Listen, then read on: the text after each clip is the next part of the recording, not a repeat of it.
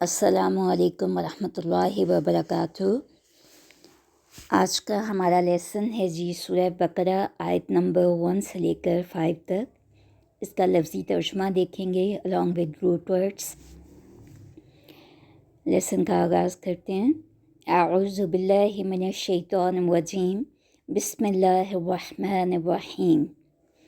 سورہ البقرہ، بقرہ کا لفظی معنی گائے ہے، ٹھیک ہے۔ بقرہ کا روٹ ورڈ با قاف را ہے۔ بقر بیل کے لیے بھی استعمال ہوتا ہے عربی میں اور گائے کے لیے بھی، تو البقرہ مؤنث ہے کیونکہ آخر میں تا آ رہی ہے جو ہا کی شکل میں ہے، تو یہ تائے مربوطہ کہلاتی ہے، ٹھیک ہے، جو کہ مؤنث کی علامت ہے۔ تو البقرہ مطلب گائے۔ اس صورت میں بنی اسرائیل کے واقعات کا ذکر ہے۔ آیت نمبر 40 سے اس کا آغاز ہوتا ہے اور چند رکوع جو ہیں وہ پھر بنی اسرائیل کے بارے میں۔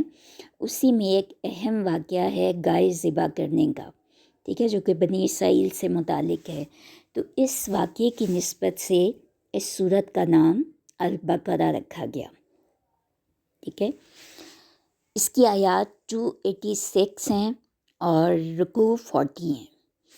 ایک مدنی صورت ہے یہ، اور مدنی صورتوں میں سب سے پہلی صورت ہے، یعنی مدینہ میں نبی اکرم صلی اللہ علیہ وسلم پہ جن صورتوں کے نزول کا آغاز ہوا ان میں سب سے پہلی صورت ہے، اور یہ نزولی ترتیب کے اعتبار سے 87 نمبر پہ ہے، یعنی اس سے پہلے 86 صورتیں جو ہیں وہ مکہ میں نازل ہوئیں، اور مدینہ میں یہ پہلی صورت ہے جو کہ مدنی صورت کہلاتی ہے، تو یہ 87ویں نمبر پہ آتی ہے ترتیب نزولی کے اعتبار سے، نازل ہونے کے اعتبار سے۔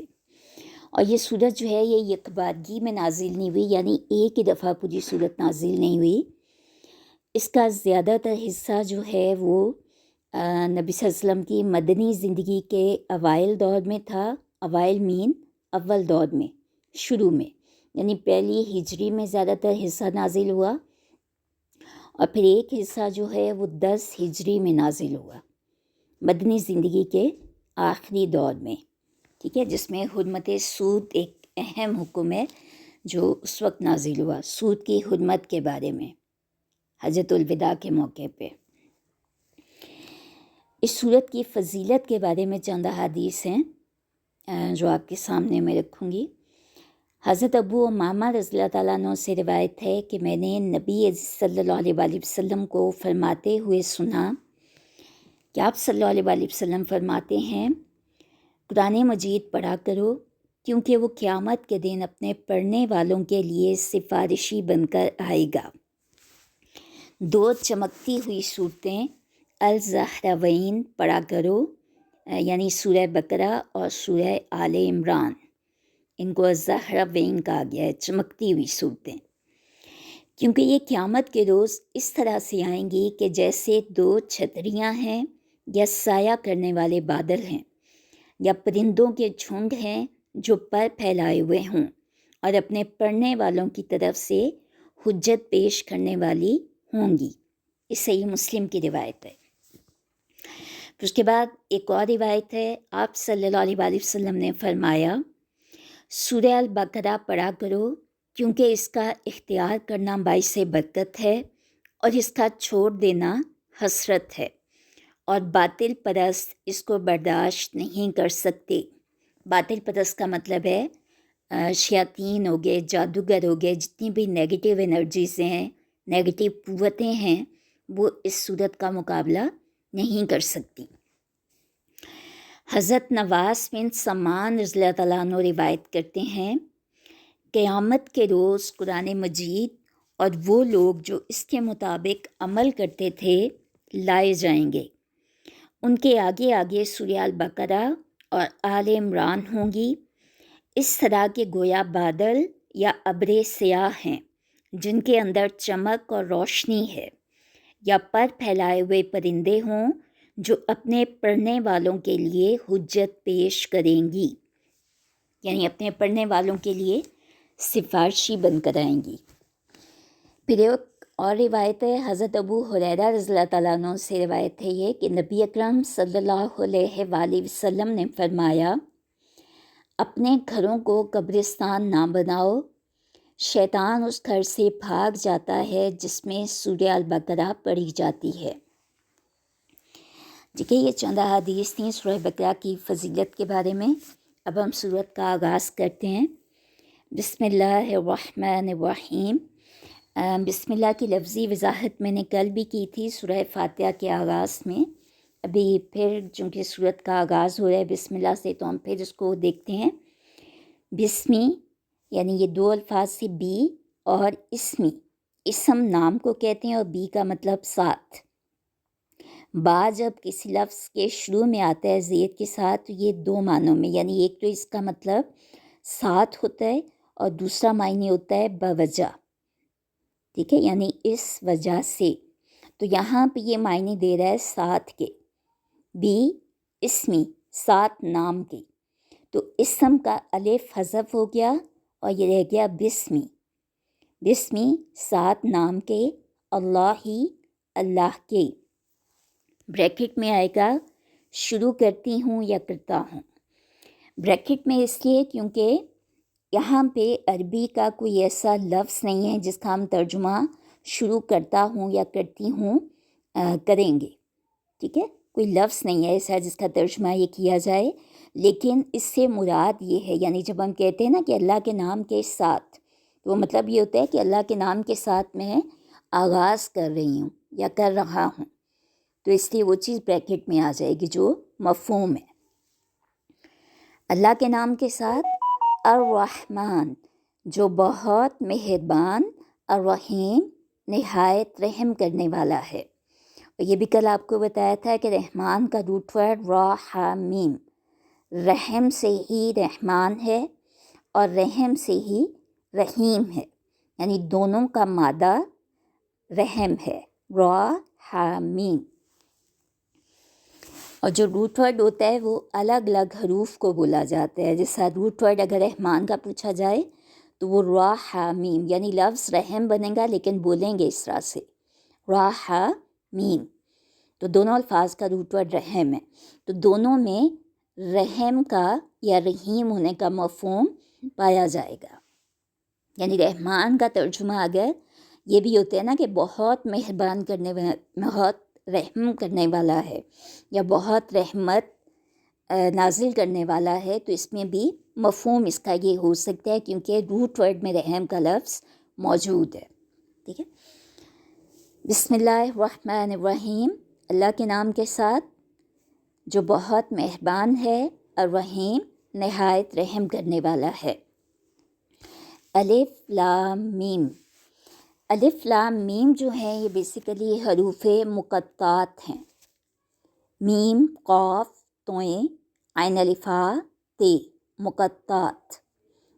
ایسے الفاظ سورت کے آغاز میں اکثر آپ نے قرآن پاک میں دیکھا ہوگا، یہ الفاظ آتے ہیں، الف لام میم، الف لام میم را، الف لام میم صاد، نون قاف صاد، یعنی یہ تمام حروف مقطعات کہلاتے ہیں۔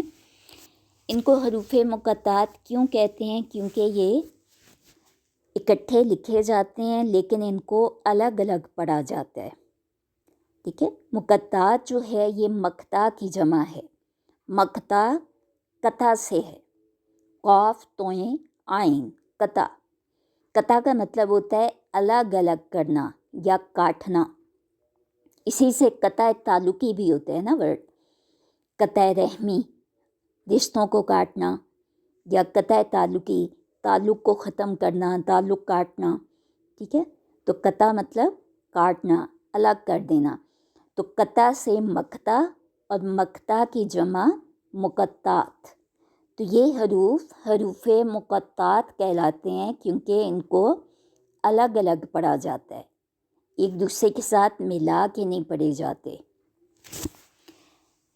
ذالکا، یہ ذالکا گرامر کے لحاظ سے اگر دیکھا جائے تو یہ اسم اشارہ بعید ہے، جیسے انگلش میں دس اور دیٹ ہوتا ہے نا، تو دیٹ کے معنی دیتا ہے، یعنی دس یہ اور دیٹ وہ، تو ذالکا یہ وہ، اور ہاذا یہ، یعنی قریب کی چیز کی طرف اشارے کے لیے عربی میں हाजा मुज़क्कर के लिए, और ज़ालिका वो, ठीक है। ग्रामर के लिहाज से अगर देखें तो यहाँ पे तर्जुमा अमूमन ये किताब किया जाता है, ज़ालिका ये अल-किताबु किताब है।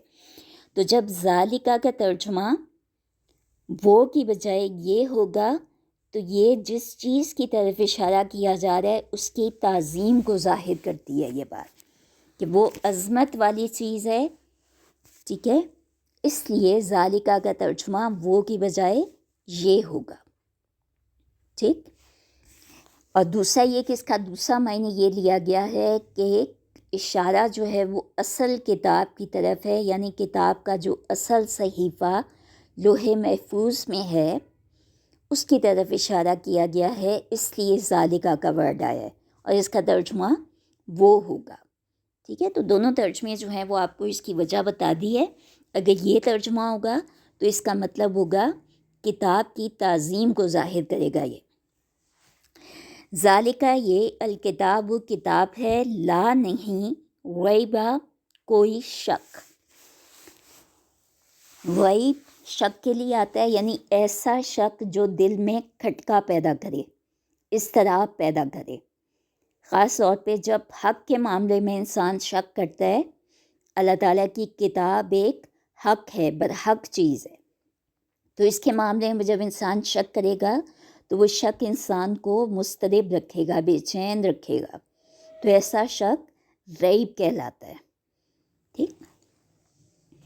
ला रैबा नहीं कोई शक, फ़ी ही इसमें, फ़ी का मतलब में, ही इस, फ़ी ही इसमें यानी इस किताब में, हुदन हिदायत है, लिल मुत्तकीन मुत्तकियों के लिए। हिदायत का मैंने कल भी आपको मायने बताया था, इसमें ये भी मफ़हूम है कि शफ़क़त और मोहब्बत के साथ किसी की रहनुमाई करना, अरबी में हिदायत का ये मफ़हूम है। और दूसरा ये था हिदायत का मतलब रास्ता दिखाना, उस पे चलाना और मंजिल तक पहुंचाना, ठीक है। यानी इंसान को अकेला नहीं छोड़ देता अल्लाह ताला, बल्कि मंजिल तक पहुंचाता है। तो इंसान जब दुआ करता है इहदिनस सिरातल मुस्तकीम, तो उसमें ये दुआ कर रहा होता है कि हमें उस रास्ते पे चला, सीधे रास्ते पे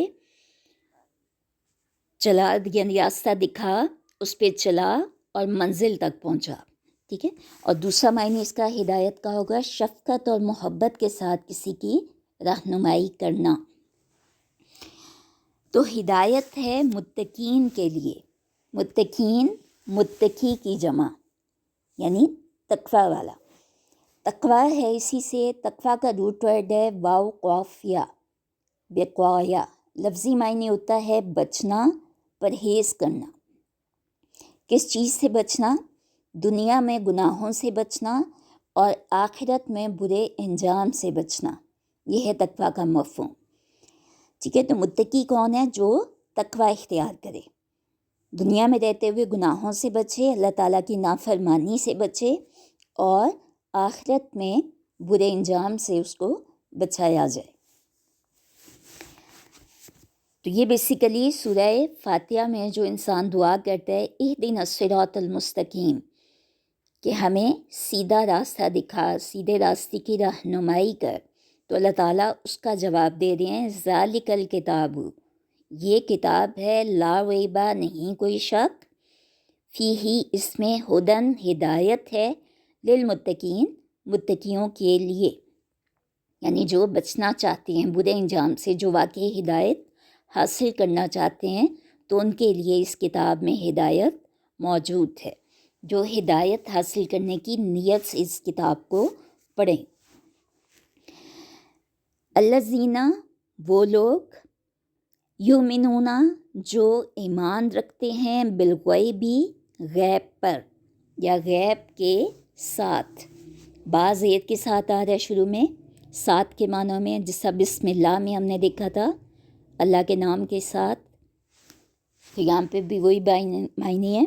तो उसका मफ़हूम जो है, यानी अगर हम कहें ना कि वो लोग जो ईमान रखते हैं गैब पर, तो वो भी ठीक है, क्योंकि मफ़हूम वही है कि गैब के साथ ईमान रखते हैं या गैब पर ईमान रखते हैं, तो एक ही बात है, मफ़हूम में कोई تبدیلی نہیں ہوگی۔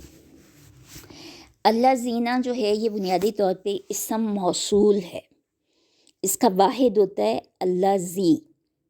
الذی وہ ذات یا وہ شخص، اور اس کی جمع الذین وہ لوگ۔ اس کو اسم موصول کیوں کہتے ہیں؟ کیونکہ یہ دو جملوں کو یا دو الفاظ کو ملانے کے لیے استعمال ہوتا ہے۔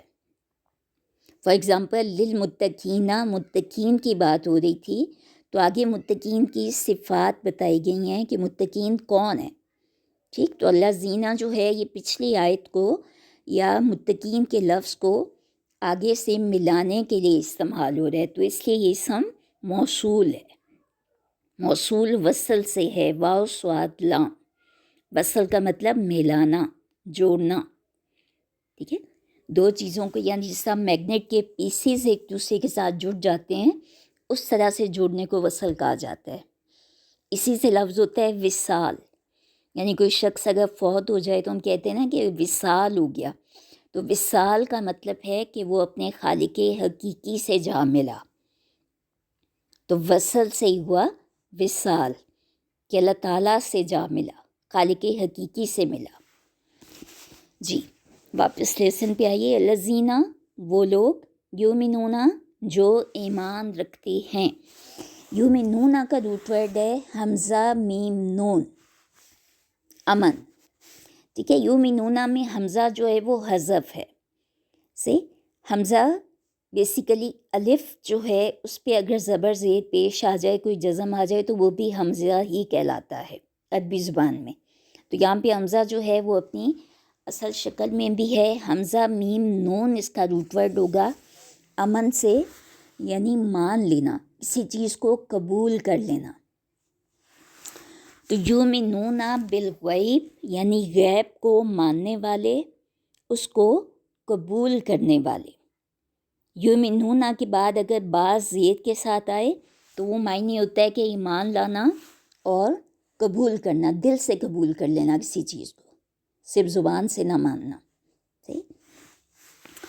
الغیبی غیب، الف لام دیکھیے جس لفظ کے بھی شروع میں آ رہا ہے، یہ کل بھی بتایا تھا آپ کو کہ یہ اسم معرفہ کی علامت ہے، یعنی سورہ فاتحہ میں ہم نے پڑھا تھا کہ الف لام اسم معرفہ کو ظاہر کرتا ہے، یعنی خاص چیز یا جگہ یا شخص کا نام، وہ اسم معرفہ کہلائے گا۔ تو یہاں پہ الغیب سے مراد ہے خاص غیب۔ غیب میں تو کوئی بھی چیز ہو سکتی ہے نا، کسی بھی چیز کو ہم غیب کہہ سکتے ہیں جو کہ ہماری نگاہوں سے اوجھل ہے، نگاہوں سے پوشیدہ ہے۔ تو یہاں پہ مراد الغیب یعنی خاص غیب۔ تو الغیب میں مراد اللہ تعالیٰ کی ذات، کہ ہم اللہ تعالیٰ کو دیکھ نہیں سکتے، انسان کی حواس سے پوشیدہ ہے، یعنی انسان کے حواس جو 5 سینسز ہیں وہ جن چیزوں کا ادراک نہیں کر سکتی ان کو ہم ان چیزوں کو غیب کنسیڈر کریں گے۔ تو اس میں اللہ تعالیٰ کی ذات ہے، فرشتے ہیں، جنت اور دوزخ کی زندگی، ٹھیک، قبر کی زندگی، میدان حشر، یہ سب چیزیں الغیب سے متعلق ہیں، یعنی یہ علم ہمیں اللہ تعالیٰ کے ذریعے، کتاب کے ذریعے ہمیں ملا، لیکن ہمیں وہ چیزیں دیکھی نہیں ہیں، ہم نے ابھی مشاہدہ نہیں کیا، تو یہ سب غیب کہلائیں گی۔ تو وہ لوگ جو غیب پر ایمان رکھتے ہیں، یعنی متقین کی پہلی صفت غیب پر ایمان لانے والے، پھر وَيُقِيمُونَ اور وہ قائم کرتے ہیں۔ یقیمون کا روٹ ورڈ بھی کاف واو میم ہے، مستقیم کا روٹ ورڈ بھی یہی ہے، پیچھے سورہ فاتحہ میں ہم نے پڑھا ہے، یعنی قیام، سیدھا، بیلنسڈ۔ مستقیم کا بھی ہے نا سیدھا بیلنسڈ راستہ، افراط و تفریط سے پاک۔ تو یقیمون میں بھی قوم سے قیام، قائم کرنا، اور یہاں پہ نماز قائم کرنے کا مطلب ہے ریگولرلی نماز ادا کرنا، نماز کو ترجیح دینا یا درست طریقے پر نماز ادا کرنا۔ یعنی عربی میں اگر یقیمون کا مفہوم دیکھا جائے تو اس میں یہ باتیں آتی ہیں، نماز کو قائم کرنا، ریگولر بیسس پہ پڑھنا مطلب، اور اس کو ترجیح دینا، اور درست طریقے پر نماز کو ادا کرنا۔ اور درست طریقہ کیا ہے؟ نبی اکرم صلی اللہ علیہ وسلم کا بتایا ہوا طریقہ۔ الصلاۃ نماز، سواد لام یا روٹ ورڈ ہے، ٹھیک ہے، اس سے بنا الصلاۃ۔ الصلاۃ کا لفظی معنی ہوتا ہے جلانا، ٹھیک ہے، یعنی اصطلاح میں ہم نماز کو کہتے ہیں، لفظی معنی جلانا، یعنی نماز اگر پورے شعور کے ساتھ، شرائط کے ساتھ، نبی صلی اللہ علیہ وآلہ وسلم کے طریقے پر پڑھی جائے تو وہ نماز گناہوں کو جلا دیتی ہے، ختم کر دیتی ہے، تو اس لیے اس کو الصلاۃ کہا جاتا ہے۔ تو الصلاۃ انسان اس وقت قائم کرتا ہے، اس وقت کر سکتا ہے، یعنی وہ نماز جو انسان کے گناہوں کو ختم کرتی ہے وہ تبھی ہوگی جب پوری شرائط کے ساتھ اس کو ادا کیا جائے، پابندی کے ساتھ، اور نبی اکرم صلی اللہ علیہ وآلہ وسلم کے طریقے کے مطابق، ٹھیک ہے۔ تو یہ متقین کی دوسری صفت ہے، نماز قائم کرتے ہیں۔ وَمِمَّا، اور اس میں سے جو، رزقناہم، رزق دیا ہم نے ان کو، ینفقون، وہ خرچ کرتے ہیں۔ مما جو ہے یہ دو الفاظ سے مل کے بنے، من اور ما۔ من کا مطلب سے، ما کا مطلب جو، تو مما اس میں سے جو، رزقناہم، را زا قاف، رزق اس کا روٹ ورڈ ہے، یعنی بنیادی لفظ جو ہے وہ رزق ہے، باقی جو ہیں وہ ضمائر ساتھ لگی ہیں، پروناؤنز ہیں، ٹھیک۔ تو رزق ہوتا ہے اللہ تعالیٰ کی طرف سے عطا کردہ جو بھی رزق ہے، یعنی رزق دو طرح کا ہے، مادی لحاظ سے، مادی معنوں میں اگر لیا جائے تو کھانے پینے کی چیز، مال و دولت بھی اس میں آتا ہے، اور معنوی لحاظ سے اگر رزق لیا جائے تو وہ علم ہے، ٹھیک۔ تو جو متقین ہیں وہ اللہ تعالیٰ کی عطا کردہ رزق کو خرچ کرتے ہیں، اللہ کے راستے میں خرچ کرتے ہیں۔ رزق نا، رزق دیا ہم نے، ہم ان کو، ینفقون، وہ خرچ کرتے ہیں، نون فا قاف، نفق۔ نفق کا لفظی معنی ہوتا ہے سرنگ، سرنگ کو کہتے ہیں ٹنل، ٹھیک ہے، یعنی سرنگ جو ہوتی ہے اس کے دونوں طرف راستے ہوتے ہیں، ایک طرف سے انٹر ہوتی ہے چیز اور دوسری طرف سے نکل جاتی ہیں، تو خرچ کرنا جو ہے اس کا سرنگ سے کیا مماثلت ہے، یعنی مال جو ہے وہ ایک طرف سے انسان کو ملتا ہے اور انسان اس کو دوسری طرف لگا دیتا ہے، خرچ کر دیتا ہے، بالکل ٹنل کی طرح کہ ایک طرف سے چیز آئی دوسری طرف سے نکل گئی۔ ینفقون، اور منافقت کا جو روٹ ورڈ ہے نا وہ بھی یہی ہے، نون فا قاف، سرنگ سے ہی ہے، ڈبل فیسڈ، یعنی منافق کون ہوتا ہے جو ڈبل فیسڈ ہو، کسی کے سامنے کچھ، کسی کے سامنے کچھ، تو جس طرح ٹنل میں دونوں راستے ہوتے ہیں نا، دونوں سائڈ پہ، تو اس طرح منافق جو ہوتا ہے وہ بھی ڈبل فیسڈ ہوتا ہے، صحیح۔ تو یہ روٹ ورڈ سیم ہے اس میں۔ تو ینفقون میں کیا ہے، یعنی کیا خرچ کرتے ہیں، مال خرچ کرنا، پھر علم، معنوی لحاظ سے اگر رزق دیکھیں تو علم ہے، علم سیکھنا اور دوسروں کو سکھانا، ٹھیک۔ پھر اس کے بعد آگے متقین کی صفت بتائی گئی ہے، والذین، اور وہ لوگ، یؤمنون، جو ایمان رکھتے ہیں، بما، ساتھ اس کے جو، انزل، نازل کیا گیا، نون زا لام، نزلہ، یعنی اوپر سے نیچے کی طرف کسی چیز کا آنا، اسی سے ورڈ ہوتا ہے انزال، تنزیل، منزل۔ منزل بھی کیا ہے، ملٹی سٹوری بلڈنگ کو کہتے ہیں نا، ایک کے اوپر ایک بلڈنگ ہوتی ہے تو اس لیے اس کو منزل کہتے ہیں، پہلی منزل دوسری منزل۔ تو نزلہ کا لفظی معنی اوپر سے نیچے آنا، تو انزلہ، نازل کیا گیا، الیکا، آپ کی طرف، یعنی آپ صلی اللہ علیہ وآلہ وسلم کی طرف۔ الیکا جو ہے وہ بیسیکلی الہ اور کا، ان سے مل کے بنا الیکا۔ الہ کا مطلب طرف، اور کا تو یا تجھ، یعنی یہ پروناؤن ہے واحد مذکر حاضر کی، حاضر مطلب جو مخاطب ہے، سیکنڈ پرسن، اور واحد ایک، اور مذکر مین میل۔ الیکا، تیری طرف، یعنی آپ کی طرف، آپ صلی اللہ علیہ وسلم کی طرف، یعنی قرآن پاک، اس پر ایمان رکھتے ہیں، وما اور جو انزلہ نازل کیا گیا، من قبل کا آپ سے پہلے، من سے، قبل کا قاف با لام، قبل روٹ ورڈ ہے، قبل پہلے کو کہتے ہیں، اردو میں بھی یہ لفظ استعمال ہوتا ہے، قبل کا تجھ سے پہلے، یا چونکہ یہاں پہ آپ صلی اللہ علیہ وسلم مخاطب ہیں تو تجھ کی بجائے آپ آئے گا، آپ صلی اللہ علیہ وسلم سے پہلے، یعنی جو آپ سے پہلے کتابیں نازل کی گئیں، انبیاء کرام پہ جو صحیفے نازل ہوئے کتابوں کی صورت میں، صحیفوں کی صورت میں، اس پر ایمان رکھتے ہیں اور قرآن پاک پر ایمان رکھتے ہیں۔